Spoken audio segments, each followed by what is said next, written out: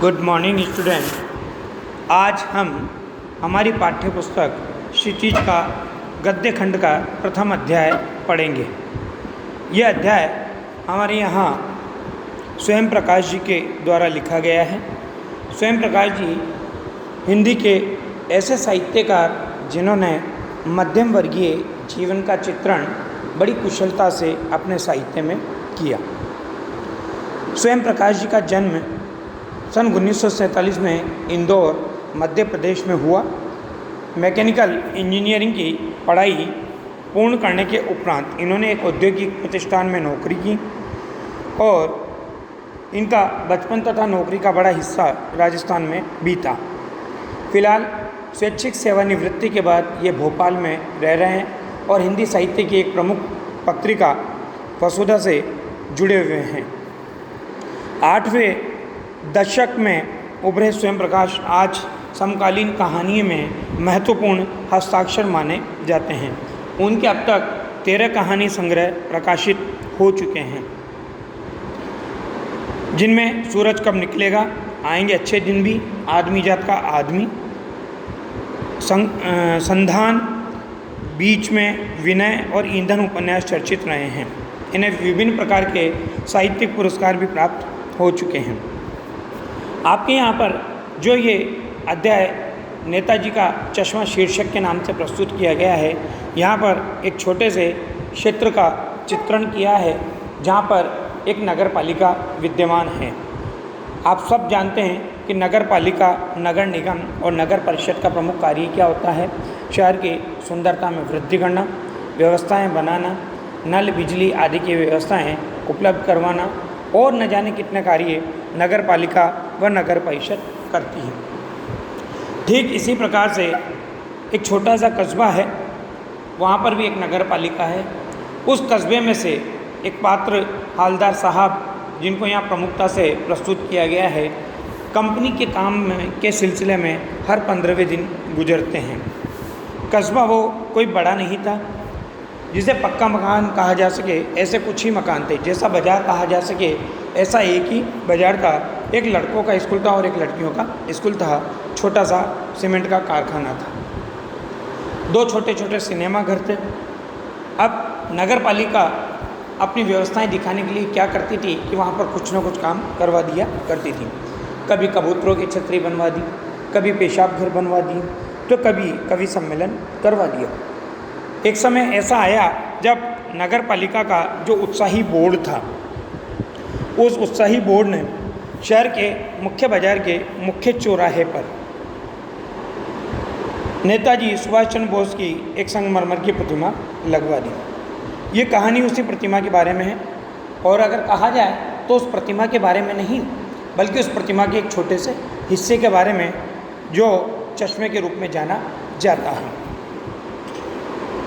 अब ये काम कस्बे के मास्टर मोतीलाल जो चित्रकला के अध्यापक थे उनको सौंप दिया गया, क्योंकि उस नगर पालिका बोर्ड को अच्छे मूर्तिकार की जानकारी नहीं थी। उसने जल्दी मूर्ति बनाकर देने का आश्वासन दिया और मूर्ति बनाकर दे दी। लेकिन ऐसा हुआ कि शायद वो मूर्ति में चश्मा लगाना भूल गया, या ये भी हो सकता है कि मूर्ति में चश्मा बनाया हो मगर टूट गया हो, या ये भी हो सकता है कि चश्मा बनाया हो और कोई उतार के ले गया हो, या ये भी हो सकता है कि पारदर्शी चश्मा बनाने के चक्कर में चश्मा टूट गया हो। तो ये उसी चश्मे के बारे में कहानी है। अब मूर्ति संगमरमर की थी, जो कहाँ से कहाँ तक थी? टोपी की नोक से लेकर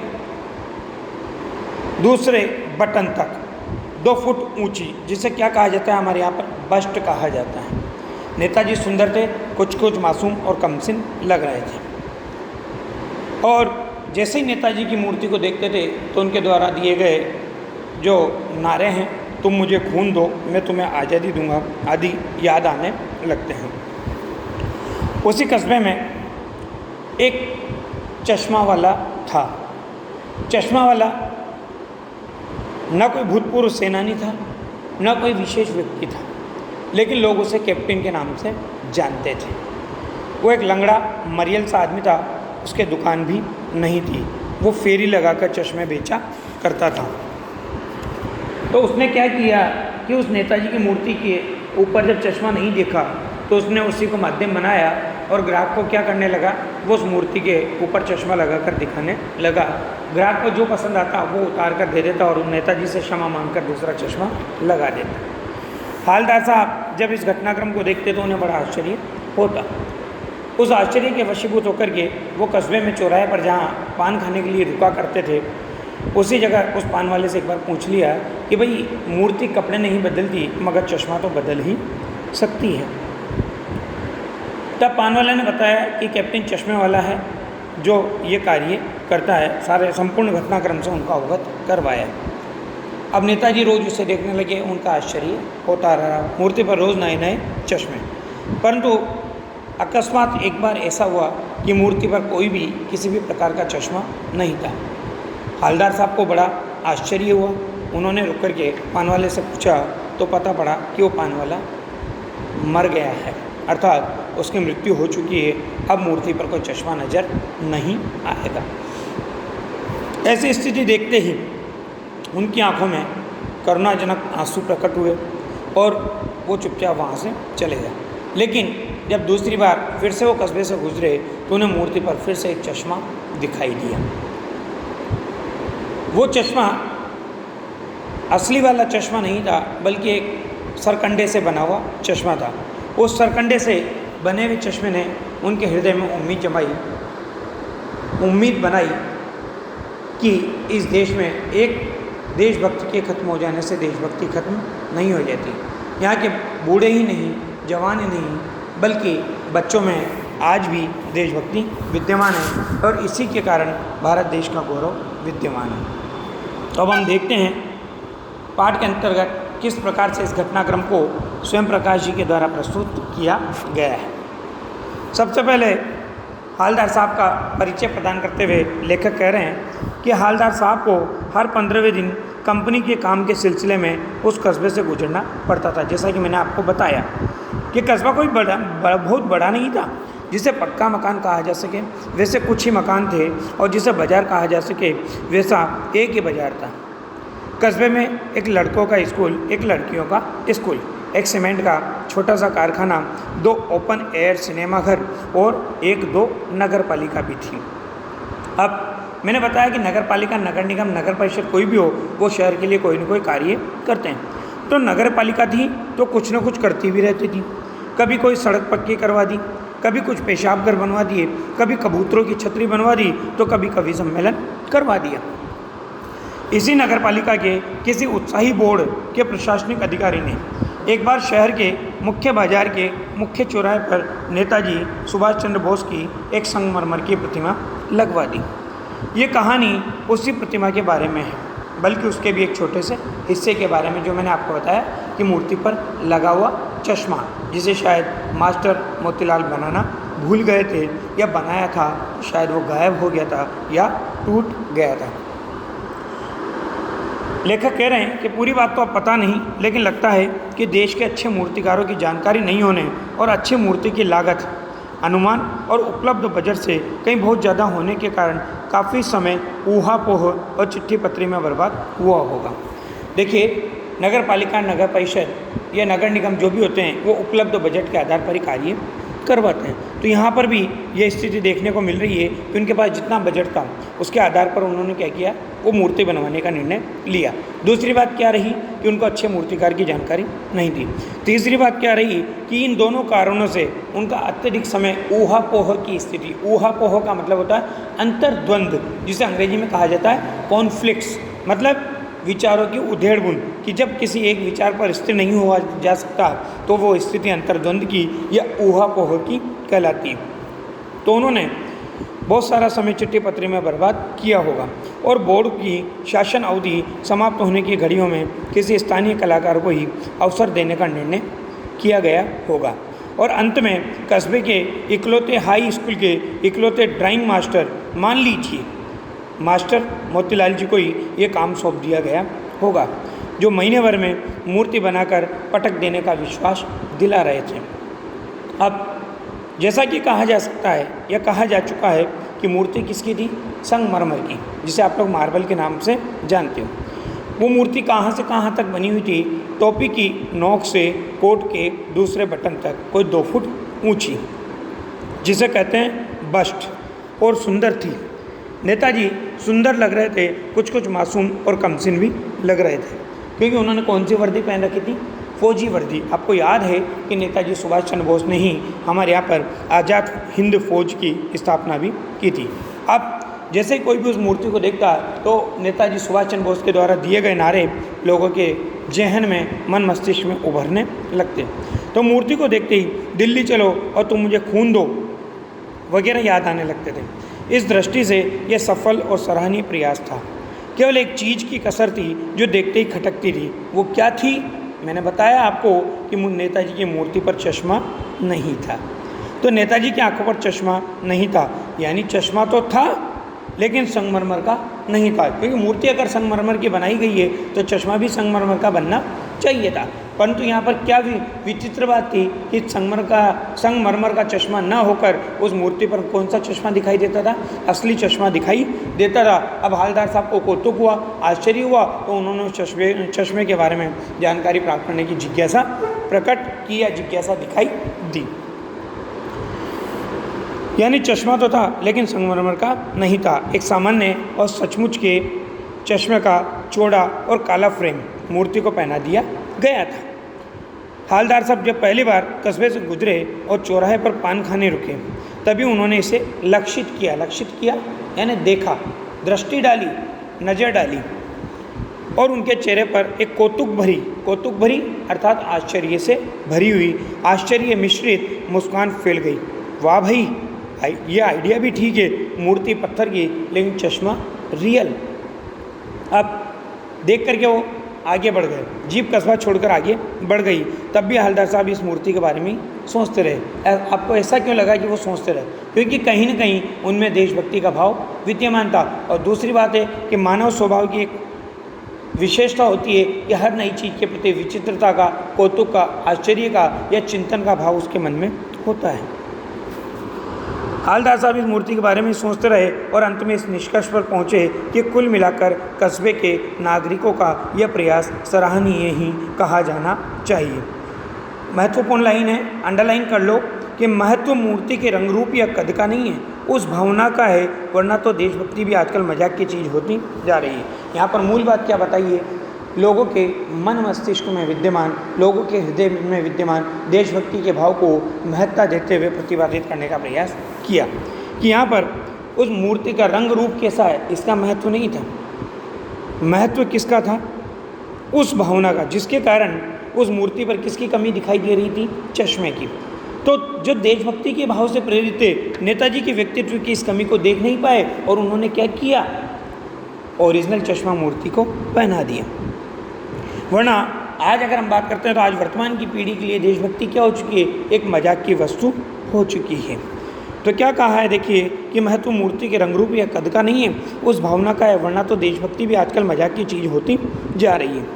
दूसरी बार जब हवलदार साहब उधर से गुजरे तो उन्हें मूर्ति में कुछ अंतर फिर दिखाई दिया। कौन सा अंतर था? कि पहले चश्मा दूसरा था और अब दूसरा है। ध्यान से देखा तो पाया कि चश्मा दूसरा है। पहले मोटे फ्रेम वाला चौकोर चश्मा था, अब तार के फ्रेम वाला गोल चश्मा है। हवलदार साहब का कौतुक और बड़ा। वाह भाई, क्या आइडिया है! मूर्ति कपड़े नहीं बदल सकती लेकिन चश्मा तो बदल ही सकती है। अंडरलाइन करो, मूर्ति कपड़े क्यों नहीं बदल सकती और चश्मा क्यों बदल सकती है? क्योंकि मूर्ति किसके द्वारा बनाई गई? मूर्तिकार के द्वारा। मूर्ति किसकी थी?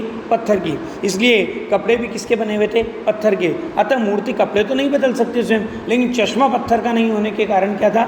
असली का चश्मा था। इसलिए क्या था कि जिसने असली चश्मा पहनाया था वो बार बार मूर्ति का चश्मा बदल दिया करता था। तीसरी बार फिर नया चश्मा था।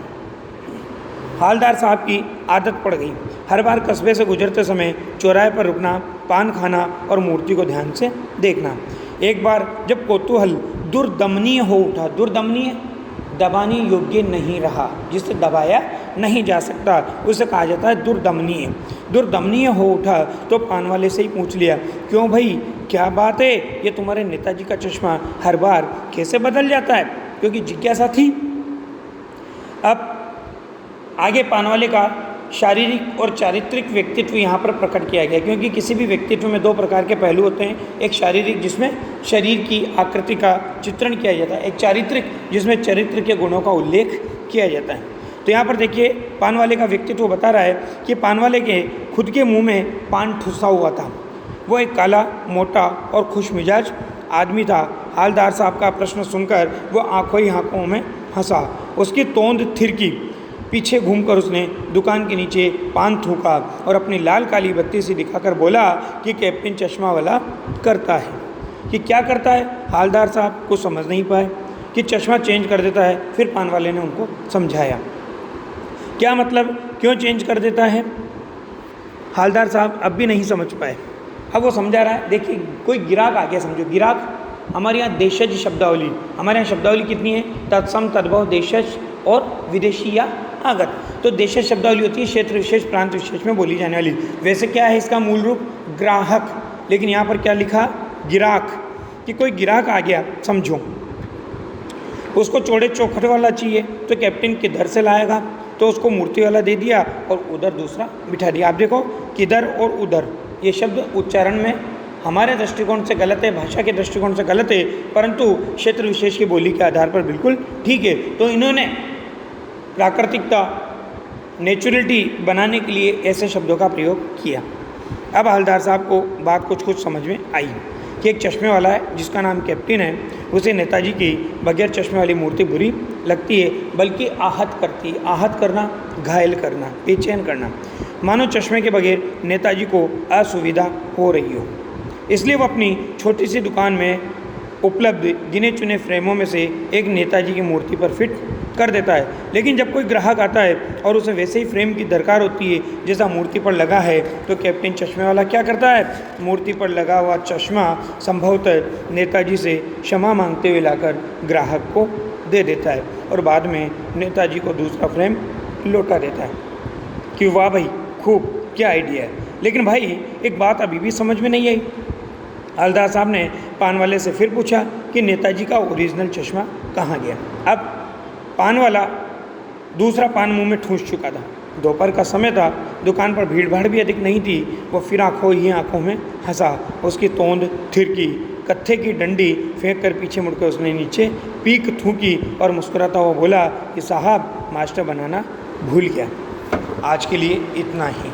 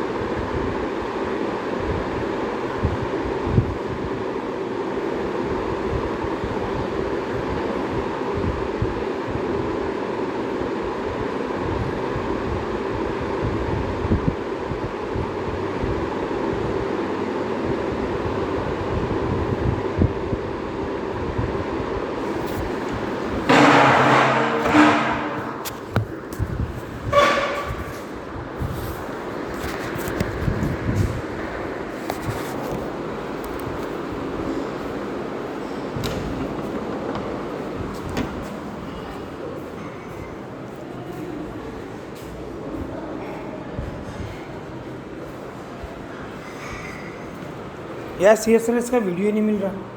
अभी किया था मैंने इस वाले चैप्टर का, रिकॉर्ड ही नहीं हुआ क्या? अगर रिकॉर्ड हुआ होगा तो मिल जाएगा यार। रिकॉर्ड किया था मैंने भाई, 3 2 1 आया था। ये क्या? नहीं ये नहीं है।